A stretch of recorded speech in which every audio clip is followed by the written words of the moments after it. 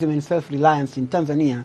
And the second question is evaluate the economic and political impact of Arusha Declaration in Tanzania by 1985. So it is my hope that by the time we finish our lesson of today, my dear students, you can be able to attempt these two questions, of course, together with some other questions beside these two questions which are related to this subtopic. My dear students, let's now go to Tanzania Socialist Experiment. Tanzania Socialist Experiment.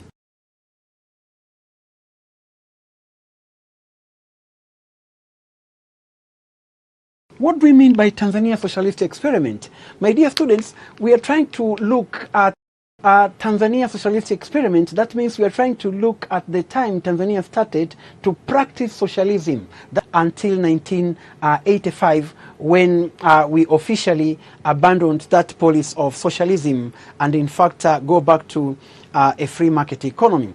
My dear students,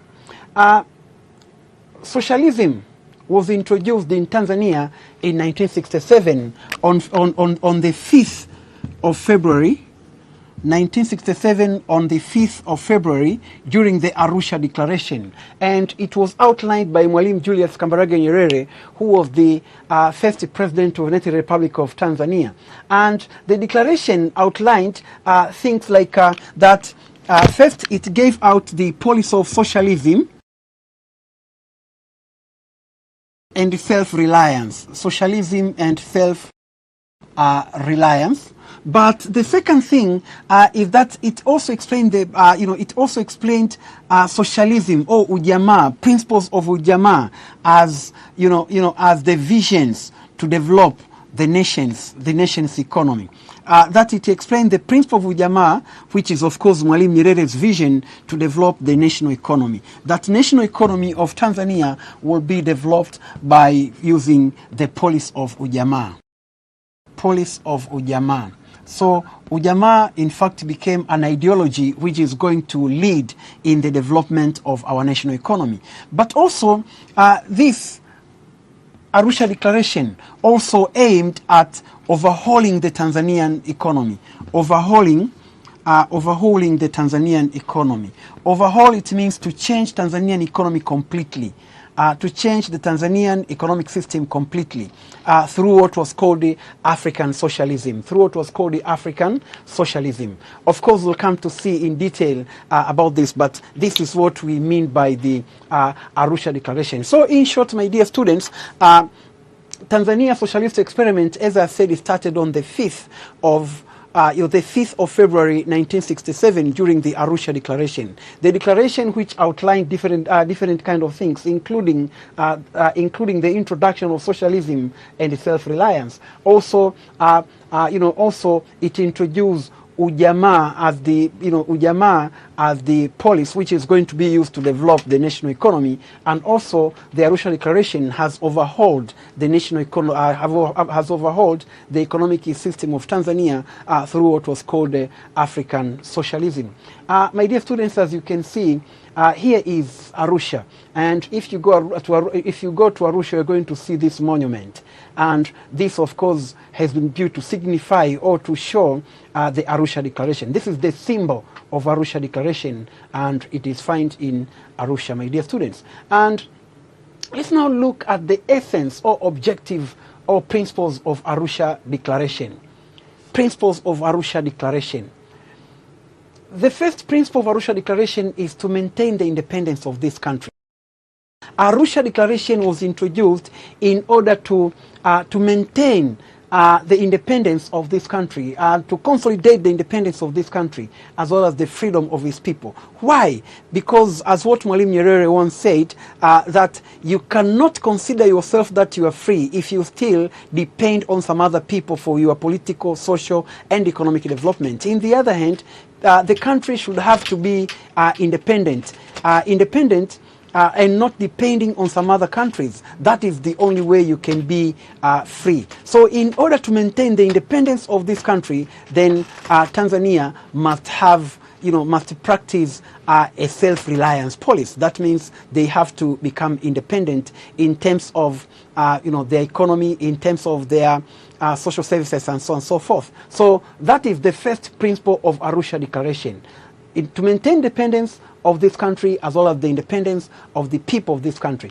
The second principle or essence of Arusha Declaration was to safeguard the inherent dignity of the individual according to Universal Declaration of Human Rights. Remember, here we are talking about Universal Declaration of Human Rights. And this is, of course, the Geneva Convention of 1948, which came with the Universal Declaration of Human Rights. That means the human rights should be respected. So one among the essence of Arusha Declaration, it was to respect the dignity of human rights. In fact, Arusha Declaration has professed that all people are equal, regardless of their color, regardless of their tribe, regardless of their places of origin. So they have to be respected. So Arusha Declaration was introduced in order to restore the respect of human rights. Remember, my dear students, during colonial time, there was no respect of human rights. People, in fact, were divided according to their color, and particularly the black people, the Africans, were not respected compared to people of the other races. So one of the essence or principle of Arusha Declaration, it was to restore the dignity, the dignity of the African people. In fact, the dignity of all people, regardless of their color, their tribes, their places of origin, their religion, and so on and so forth. So that is the very important second principle of Arusha Declaration. The third principle of Arusha Declaration was to ensure that this country shall be governed by a democratic government of the people. That means this country will be governed, by a democratic government of the people. Remember, when we speak of democracy, the way it was defined by different people, including Abraham Lincoln, that is a government of the people, for the people, by the people. Then Arusha Declaration has said that it has to make sure that this country is governed by a democratic socialist government of the people. That means the government which is made by the people, the government which is there to fulfill the interest of the people, and so on and so forth. That is what Arusha Declaration wanted. And so for that case, there will be election to choose leaders from the top to the bottom, and that will give the meaning of a democratic socialist government of the people, the way it was proposed, by Arusha Declaration. So this is another very important essence or principle of Arusha Declaration. Another principle of Arusha Declaration, it is to cooperate with all political parties in Africa engaging in liberation movement. To cooperate with all political parties in Africa engaging in liberation movement. Remember, Tanzania under Mwalimu Nyerere, we used to believe that Tanzania will never ever consider herself that she is independent till all African countries are independent. And that was, that's exactly what Tanzania used to believe under socialism and self-reliance, under Ujamaa policy, under Ujamaa ideology. We used to believe that this country is not independent until all African countries are independent. And so for that case, Tanzania, came forward to support liberation, liberation movements which was going on all over Africa. In fact, Tanzania became a leading country in supporting liberation. And that's why Mwalimu Nyerere was the chairman of the frontline states which were supporting the liberation, movements in Southern Africa. And as you can see, this is the picture, my dear students, which shows the leaders of the frontline states, walking, just walking out, just walking after they came out from the meeting. This is Mwalimu Nyerere. Of course, there is also Samora Machel. This is Kaunda, and so on. And these were the 5 leaders of the 5 frontline states coming out from the meeting. And this is demonstrating to what extent Tanzania, in fact, came forward to support liberation movement as a way of fulfilling one of the very important principle or essence of Arusha Declaration, which, of course, as I said, they wanted to, they believe that Tanzania will not consider herself independent until all African countries are independent. Let's now go to another essence or principle of Arusha Declaration, and this is to see that the government mobilizes all the resources of this country toward the elimination of poverty, ignorance, and diseases. As it was said by Mwalimu Nyerere, Tanzania under Mwalimu Nyerere, they believe that we have got three enemies. We have got three enemies. One could call them the public enemy, number one. They were three. One is ignorance. And the second, of course, is disease. And the third is poverty. So these were the three enemies in which the government at that time under TANU, and as it was underlined by Arusha Declaration, it vowed to fight against three very, very typical enemies: poverty, ignorance, and disease. Poverty, it means to help people at least to come out of poverty, to make sure that people are living the good life, to increase the standard of living of the people of Tanzania. Ignorance means that to invest more in education and make sure that Tanzania is committing much of her resources, in education by increasing the literate, like increasing the literate rate in Tanzania. And of course, in this, we shall come see later, we find that by 90% of the Tanzanian people, they knew how to read and write. And also to eliminate disease. This is another enemy, disease. These were declared as the three enemies of the people in Tanzania. And so Tanzania vowed to fight against these three enemies: poverty, ignorance, and disease. And that became one of the major principles of Arusha Declaration. Another principle of Arusha Declaration, or essence of Arusha Declaration, is that the government actively assists the formation and maintaining the cooperative union. Remember, Arusha Declaration has introduced the Ujamaa ideology. And the Ujamaa ideology, as we can say, is like a familyhood, people living together, people doing things together and so on. So the introduction of this Ujamaa ideology, it goes together with the introduction of cooperative organizations. Remember, there were some cooperative unions which had been established long before Arusha Declaration. For instance, there was KNCU, Kilimanjaro Native Cooperative Union. This was established long time ago in 1920s. But also there was another like Bahaya Cooperative Union. There was Nyanza Cooperative Union. And so on and so forth. These were established very early before Arusha Declaration. But then the government that's why they came with this to maintain, to assist the formation and maintain. Formation for those areas which did not have the cooperative union, and maintaining for those areas which already have the cooperative unions but they were not operating well, they have to be maintained. So this is another very important principle of Arusha Declaration, my dear students. Another thing was to see that wherever possible, the government itself directly participate in economic development of this country.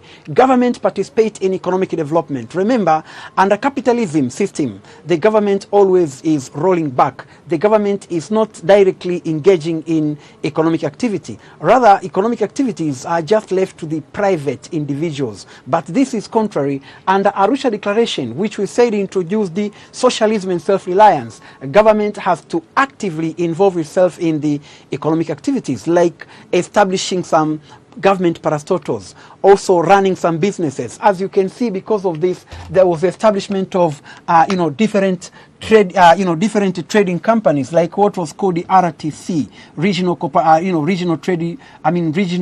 trading corporations, and these were operating in every region. Also, there was the establishment of other companies, government parastatals like TANESCO, for instance, and so on and so forth. We'll also see it in detail as we proceed. So this is another very important principle of Arusha Declaration. Another principle is that government also should give equal opportunity to all, men and women, irrespective of their race, religion, or status. Government to give equal opportunity to all men and women, irrespective of race, religion, and status. My dear students, as you can see, women in Tanzania, not only in Tanzania, we can say in Africa, women versus men. Women, of course, were disadvantaged historically because during colonial time, women were not preferred in terms of education. They were not preferred in terms of employment. So most of the women were left behind during colonial time. So Arusha Declaration, one of the things it intended to do, it was to empower women, at least to bring them to be as equal as men. So that is another very important thing which has to be done by Arusha Declaration. But not only that, there is also this question of race, religion, and status. Let's look at race.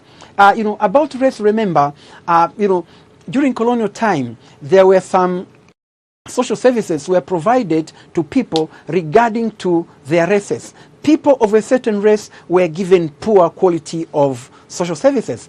Let's take, for instance, in Tanzania, in Dar es Salaam. In Dar es Salaam, for instance, there were 3 hospitals which used to operate in Dar es Salaam. Ocean Road was in fact specified for the white people, the Europeans. And the so-called today Muhimbili, it was called Sewahaji. And that was reserved for the Indians and the Asians. But the Africans, the black people, were treated at what we call today Mnazi Mmoja. At that time, it was called Mchafukoge. So you can see, if you look at the quality of these hospitals, they were different. So during the Arusha Declaration, one of the things that government wanted to do after, as one of the principles of Arusha Declaration, it was to bring equality in the, in the provision of social services. The same applied to religion. Some people were preferred more than others because of the colonial policy. So because of Arusha Declaration, there was nationalization of all religious schools, and they were made government schools so as to provide the equality in provision of education, regardless of race, religion, and status of a person. My dear students, another thing here is to see that government eradicate all types of exploitation, intimidation, discrimination, bribery, and corruption. Among the things which were affecting African countries, it was bribery, corruption, discrimination, and most important, exploitation. Exploitation, and most of these things I've mentioned, they were inherited during colonial time. And even at the early time of independence of African countries, we did not manage to remove these things. So Arusha Declaration in Tanzania was introduced purposely in order to eliminate exploitation of man by man. Among the principles of TANU, and TANU during the Arusha Declaration, is that no exploitation of man by man. Also intimidation, discrimination, bribery, and corruption. All these things were to be eliminated under Arusha Declaration. My dear students, let's look at another principle of Arusha Declaration, or essence of Arusha Declaration. Another thing is to see that government to exercise effective control over principal means of production and pursue policies which facilitate the way to collective ownership of those resources. This, of course, was implemented by the nationalization of all major means of production. At independence, major means of production were in the hands of private individuals. They were in the hands of private individuals. Here we are talking of major means of production like land, like industries, mines. We are talking of, others like banks, and so on and so forth. They were owned by private individuals. So at independence, this situation still continued until 1967. So Arusha Declaration came to put all these major means of production in the hands of government. So they were to be owned by the public. After nationalization. So that's why you come to see that some banks were nationalized in Tanzania, and they were put under what was called the NBC in 1967, the National Bank of Commerce, after nationalizing all the private banks. That goes the same to other companies, and also other companies and industries and so on. Another principle or essence of Arusha Declaration is that to see the government cooperate with other states in bringing African unity. Tanzania believed on African unity. We believe that Africa should be one. We believe about we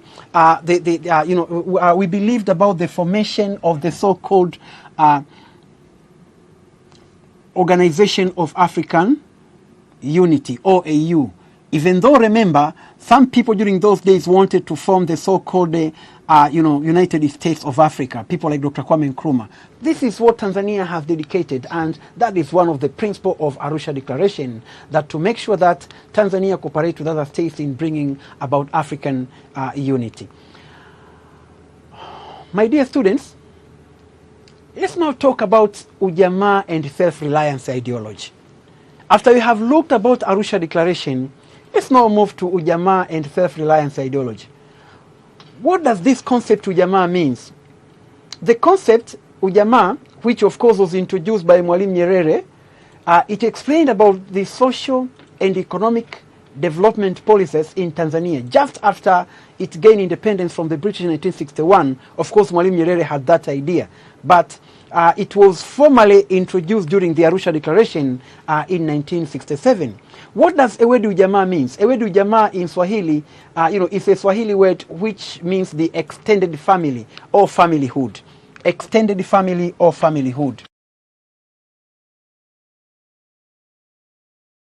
Extended family or familyhood. What does this mean? When you say extended family or familyhood, what does it mean? It means that under ujamaa, people are regarding each other. They are regarding themselves as a family.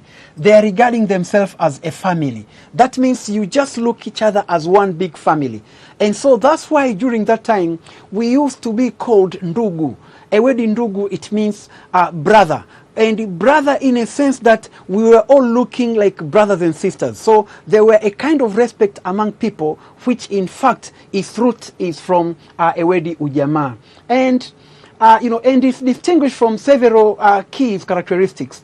A person become a person through people. That means, and it was explained by those founding those founding fathers of this ideology, that a person becomes a person through the people or community. You cannot consider yourself that you are a person, you are somebody, without looking back to the community that you come from. So it is you who represent the community, but also the community represents you. So for that case, my dear students, this is the way we have a word ujamaa. But also, ujamaa was an African model of development. Remember, after independence of African countries, African leaders tried to develop different kind of policies.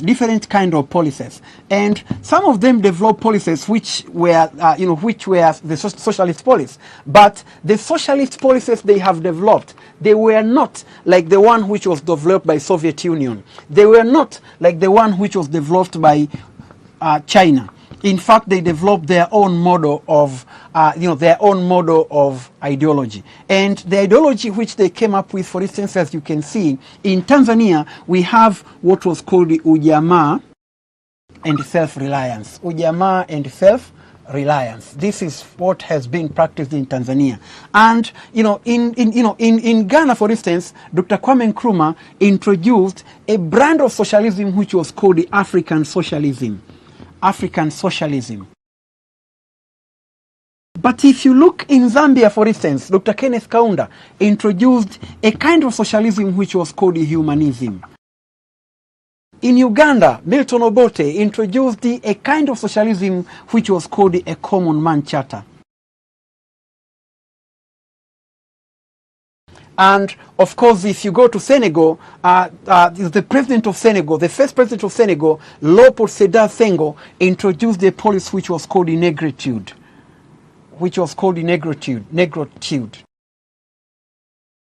And of course, in Libya, Colonel Muammar Gaddafi came with what was called a green book. And in that green book, he explained what he described as Islamic socialism, and so on and so forth. So African leaders of those days, they try to develop different kind of ideology under a belief that they can develop by using the ideology of their former colonial masters. They cannot develop also by using the ideology of the communist states of USSR and China. So they have to come and develop a kind of different ideology, which in fact differs from what has been developed in Eastern Europe and China and so on. So you can see that these were the different types of ideology developed by African countries for that case. My dear students, let's now look, what are the principles of policy of socialism? What are the principles of policy of socialism? Of course, the first principle of policy of socialism is to eradicate exploitation of man by man. Under socialism, they believe that there is no exploitation of man by man. No man is allowed to exploit another. No man is allowed to exploit another.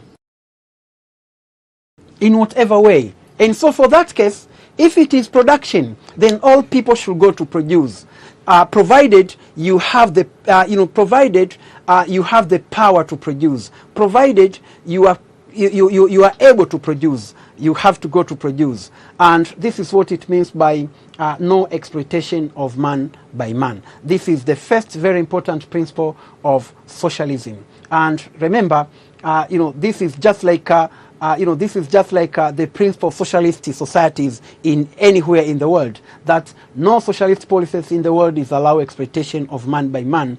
No man is allowed to exploit another. And so, if a person is working for you, then that person should have to be paid decently, should have to be paid well.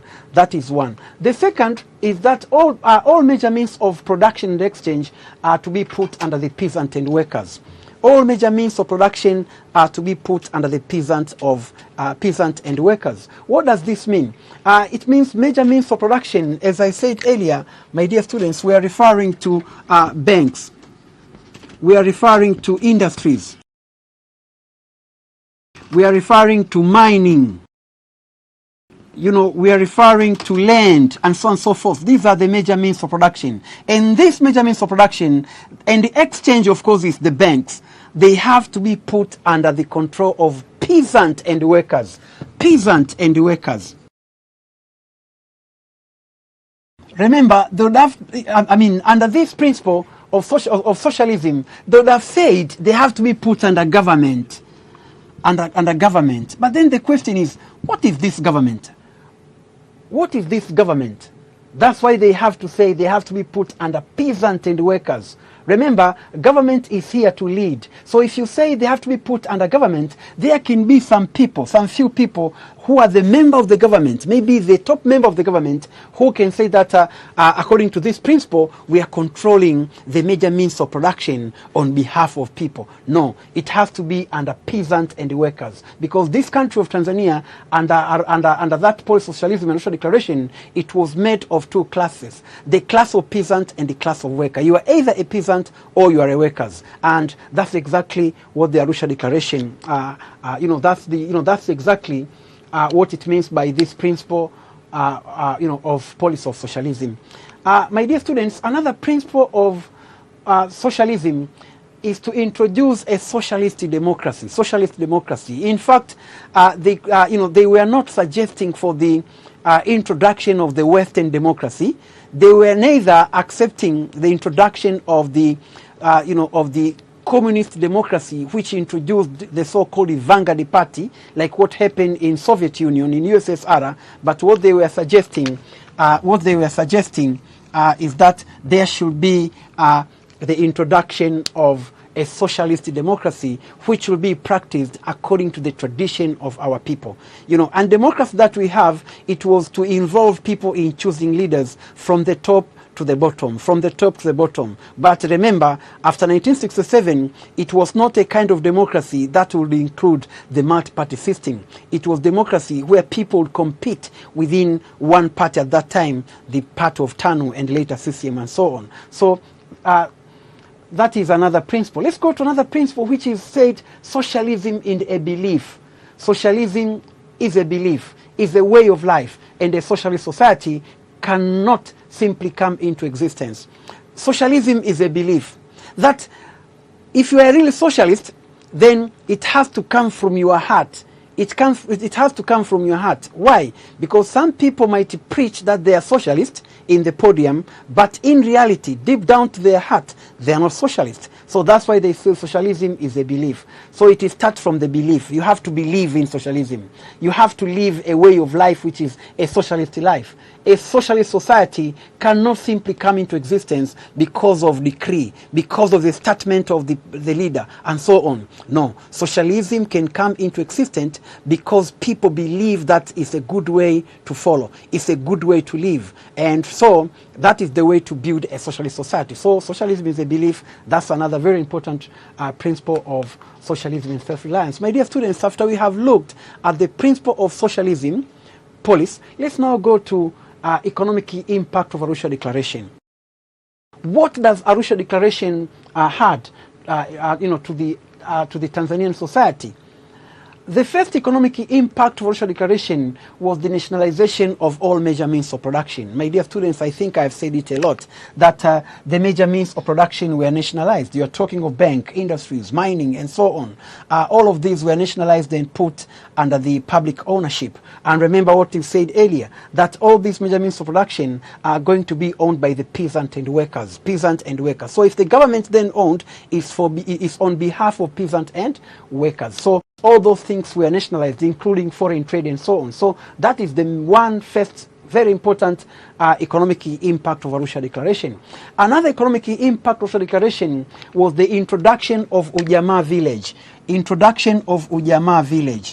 Ujamaa Village were introduced, and this was introduced in the program which was introduced earlier, and it was called the villagealization. That means the establishment of Ujamaa Village. And of course, my dear students, the aim of establishing this Ujamaa Village was very good. It was very good because they believed that by establishing Ujamaa Village, you can be able to bring people very close to the provision of social services. For instance, if you take people who are scattered everywhere and you bring them here to live, it is very possible to build one school here, primary school, to build one secondary school. It is very simple to provide water to these people. It's very simple to provide health to these people. It's very simple to construct a road, maybe that runs from this village to go to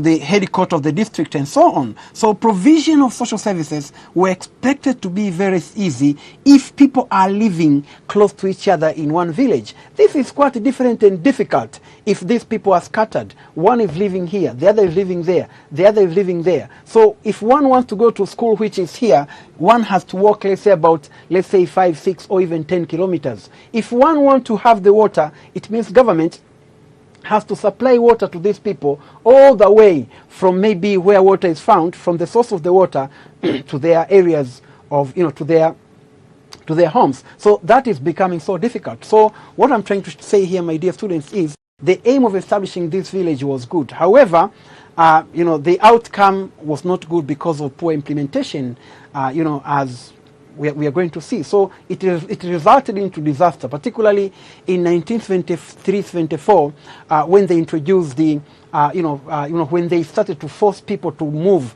from their areas to go to the Ujamaa village, and that resulted to a disaster and so on. This, for instance, this, my dear students, is the example of people working together in the Ujamaa village, as you can see, in one of the places where this Ujamaa village was established in Tanzania. You see, people working together, and this is the typical implementation of Ujamaa, where people would work together in the, in the Ujamaa farms, in the village farm, and so on and so forth. This is just another example. My dear students, let's now go to another economic impact, and this is the establishment of consolidation of more establishment and consolidation of more public enterprises. We are talking of the government parastatals.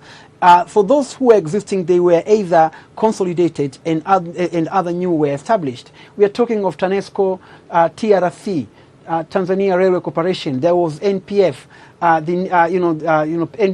NPF. There was National Insurance Company. There was Tamico, and so on. So a lot of government parastatals were established, as we said earlier. That one among the very important objective of Arusha Declaration, it was to make sure that the major means of production are put in the hands of the peasant and workers. But most important also, they said they also said that they have to make sure that government involve in the economies of the country, and so they have to establish a lot of government parastatals to operate different economic sectors of the country. Another economic impact was the establishment of import substitution industries. They established some industries to reduce the importation of some of the commodities which are always used in the country. And some of the industries established were textile industries. A lot of textile industries were established. We are speaking of textile like Sungura Textile Industry. There was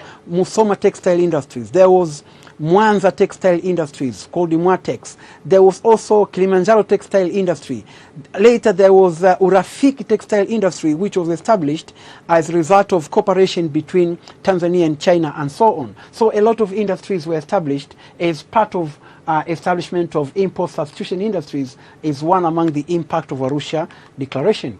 Another economic impact was that emphasis was put on production of raw materials for domestic industrial consumption and export to end foreign exchange. They put emphasis in production of raw materials. In fact, at that time, they came with different slogans, including kilimo cha kufa na kupona. That means agriculture is a matter of life or death. That means people have to produce a lot because we needed foreign currency. And the best way we can use to get foreign currency, it is not to borrow money from the developed countries. It is not to, it is not to ask for money from the international financial institutions, but rather we have to get foreign currency by producing cash crops. So emphasis was put in production of cash crops, but also we were producing raw materials to feed our industries. Remember, we spoke in the previous point that there were establishment of import substitution industries. So those industries which are being established, they needed raw materials. They were to be fed with some raw materials. For instance, cotton were needed for textile industries and so on. That's another very important point. Another economic impact is the improvement and expansion of infrastructure. Remember, Tanzania is a very large country, so you have to develop infrastructure. So one of the economic impact of declaration was the improvement of infrastructure. However, this one, to some extent, it has got some, some kind of pros and cons, because if you look at infrastructure, yes, some of the infrastructures were developed, but also at that period also we had, you could see that there were the collapse of some other infrastructures. As you can see, this is the Tanzania-Zambia Railway, TAZARA, and it runs from Dar es Salaam to Kapiri-Mposhi in Zambia, and this was built by the Chinese in 1970s to facilitate the transportation of cargoes from Dar es Salaam to Zambia, but also it helped a lot of people who live in southern part of Tanzania. My dear students, another economic impact is the consolidation of national service, JKT. National service was established in 1966, and people were told to go to national service. And one of the reasons why it was at least to create patriotism to people, to make people feel that they are really Tanzanians. And that could be done by going to the national service. People to go to the national service and volunteer. At least they have to do something to their nation. And this is started in 1966. The program, of course, which continue, of course, till today, even though in a different way. So that we can say is one of the impact of Arusha Declaration. As you can see, these are the, these were the recruit of the national service. They are servicemen and women of the national service, and they are parading. As you can see their faces, my dear students. These people are, these people are prepared to become the reserve army and the producers and so on. So once they, once they finish their, their training and go back to their, to their respective homes or working place, these people expect that they are going to become the real patriot of this country. So this is also one among the very important impact of the Arusha Declaration. Let's now go to political impact of Arusha Declaration. What political impact does Arusha Declaration had to this country? The first, it was creation of one party and leadership of Chama cha Mapinduzi. There was the transformation of course, transformation was done earlier in 1965, but Arusha Declaration has cemented that transformation from multi-party system to single-party system. And it was then said that Tanzania is going to have one political party, and that political party was TANU, which was in 1977 converted to become CCM. And in 1977, the party assumed what was called the party supremacy, as it was passed to the to the Tanzania Permanent Constitution of 1977. Party supremacy, it means party now was leading in all affairs. It has taken a leading role in all affairs of leading the country, Tanzania. So that happened in 1977. My dear students, the second very important political impact was institutionalization of social, economic, and political equality through creation of central democracy. This is just like what we said. There was creation of central democracy. creation of central democracy, it means that there was democracy in which people were allowed to choose leaders from the top to the bottom, from the top to the bottom. And remember, when they were abolishing multi-party system, one of the reason which one of the reason which was given is that the opposition parties were so weak, and so there was no real competition of people during elections. So they said it is better people to compete for election within that one party which is strong. So people were allowed to compete within TANU. And really at that time you could see a very stiff competition of people, during the election. My dear students, you can learn much about what I've just said about this central democracy by reading this book written by Mwalimu Nyerere called, Ujamaa, Essays on Socialism. Mwalimu Nyerere wrote this book, and so if you read this book, you can get much of what we are trying to say here. Another political impact of Arusha Declaration was the widening of democracy and decentralization process in 1972. Democracy was widened, as we have just said, but in 1972, there was what is called the decentralization. Decentralization means that to give more power to the regional and the local authority. To give more power to the regional and local authority. This is what is called the decentralization. That means they were trying to, move away from what is called the centralization by giving more power to the regional and local authority. My dear students, another political impact was merging of TANU and ASP. Of course, you know that in 1977, TANU and ASP were merged and they formed the political party called the CCM. That was 1977, and of course it came with what we call the party supremacy. My dear students, this is the picture and the names, a picture of some of the members who formed the committee, which wrote a CCM constitution in 1977. These are the names. You can read. These are the names. And also these are the names of members from Tanzania mainland, and these are the names of members from Zanzibar. Together they wrote that constitution in 1977, which established the CCM. My dear students, let's now move to problem or challenge emanating from Arusha Declaration. What are the problems or challenges which emanate from Arusha Declaration? The first challenge was lack of enough administrative personnel. There were not enough people to lead. And here we are talking of administrative personnel who were qualified. That was the problem. You nationalize the industry, but unfortunately, you don't have people who are qualified enough to run those industries. So what was the consequence? It was the collapse of those industries. Another point here is the negative attitude of Ujamaa police from among the people. Some people had negative attitude toward Ujamaa. In fact, some people were preaching socialism in the podium, but when they go back during night, they were pure and typical capitalists. So you can see, as we said earlier, socialism is a belief, but this was different to some people. So negative attitude of Ujamaa police from among the people also became one of the challenge, one of the problems which faced Arusha Declaration. For instance, villageization. Some of the policies were not people were not well informed about socialism. Villageization was introduced, but they failed because people were not prepared for that villageization. As you can see, my dear students, this is the book which is written by Ralph Ebert. This book, of course, has explained about the villageization, why Ujamaa villages failed, why Ujamaa villages failed. It is called Ujamaa, the Hidden Story of Tanzania Socialist Village. And of course they failed, and this explains about the shortcoming of Ujamaa village. You can read this book, but you have to be careful in reading because some of these people had a lot of negativity regarding Ujamaa from the very beginning. My dear students, another challenge is the embezzlement of public funds and public enterprises. People, of course, are stealing the public funds, and that became also, one of the reasons for the the collapse of Arusha Declaration. Lack of political will among the leaders. Some leaders had no political will. This is Oscar Kambona. I don't want to say much, but but this person Kambona was blamed. Kambona was blamed, of course, that he was not a good socialist and so on. And this is 1966 when he was meeting, some of the. He was meeting some of the people outside Kivukoni College, in 1966. Another point is lack of funds to finance some of the big projects. Of course, you know, infrastructures, you need a lot of money.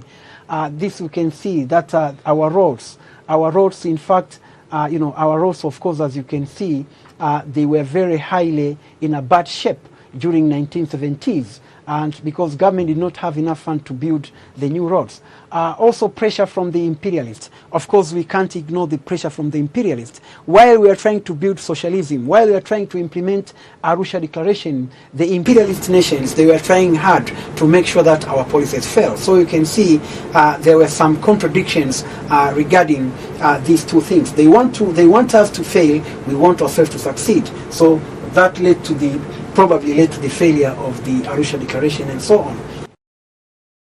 My dear students, you know, the last challenge or problem emanating from Arusha Declaration is the poor planning and policies. It lacked priority. You are establishing an industry somewhere, but the question is, have you really put all the economic considerations before setting up that industry in a place that you want to establish? Because there are some problems. Some of the industries during those days were established by political motive. You are establishing an industry in a place which is very far from the places where raw materials are obtained. The place which has got problem of power supply, or maybe it's very far to the market, or maybe there is shortage of labor and so on. And all this led to the collapse of the industries and some other companies which have been established. So sometimes Arusha Declaration, one of the challenges it faced is because of poor planning, you know, and the policies and so on. My dear students, let's now break for a while. We'll be back to look at the questions that I gave you during the beginning of our lesson. You are watching Darasa Online. Welcome back, my dear students. Reflective questions.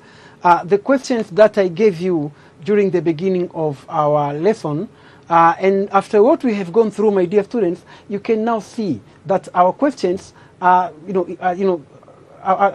questions, therefore, as you can see, they are very simple. The first question was analyze the objective of socialism and self-reliance in Tanzania. And as you can see, my students, this question is very simple because now I know and I believe that you have the answers to this question. The objective of socialism and self-reliance policy in Tanzania. Also, my dear students, we have this second question, evaluate the economic and political impact of Arusha Declaration in Tanzania. This again is another very simple question. You have economic and political impact. And remember, impact of course can be negative or positive, but we divided, in our studies we looked at economic impact and the political impact, focusing on positive. And also we had another part which is called the challenges or problem emanating from Arusha Declaration. So for that case, if you ask the question regarding the problem emanating from Arusha Declaration or challenges emanating from Arusha Declaration, you can use the negative political and economic impact. But if the question just wants to talk about the impact, in fact, you can combine positive and negative. My dear students, with this note then, let us just come to an end of our lesson of today. And it's my hope that you can attempt these questions that I gave you, together with some other questions which might also come from not only this subtopic, but now the topic, because we have finished the discussions, we have finished lessons in our topic of the rise of socialism. My dear students, thank you very much and goodbye. Let's meet next time.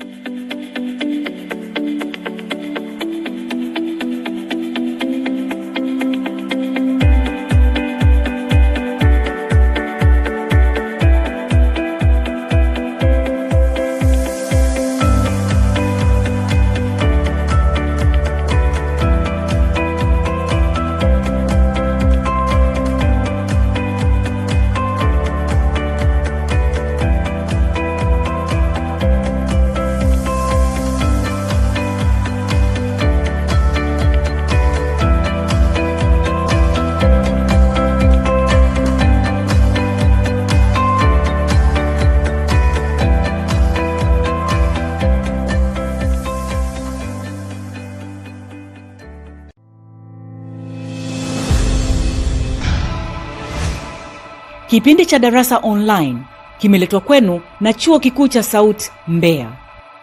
Tunaweza tukajipongeza kwamba tumekifikisha Kiswahili mahala ambapo ni vigumu sana kukivuruga. Kitavurugwa na hawa wanaosema, kwa maana ile niliyosema kwamba ni vizuri tukisimamia Kiswahili kisemwe vizuri na kitumiwe vizuri. Tanzania, amani, upendo ndo tunachojivunia, tunachoringia. Kiswahili pekee ndo lugha barikiwa, tena baba wa taifa Mwalimu Nyerere.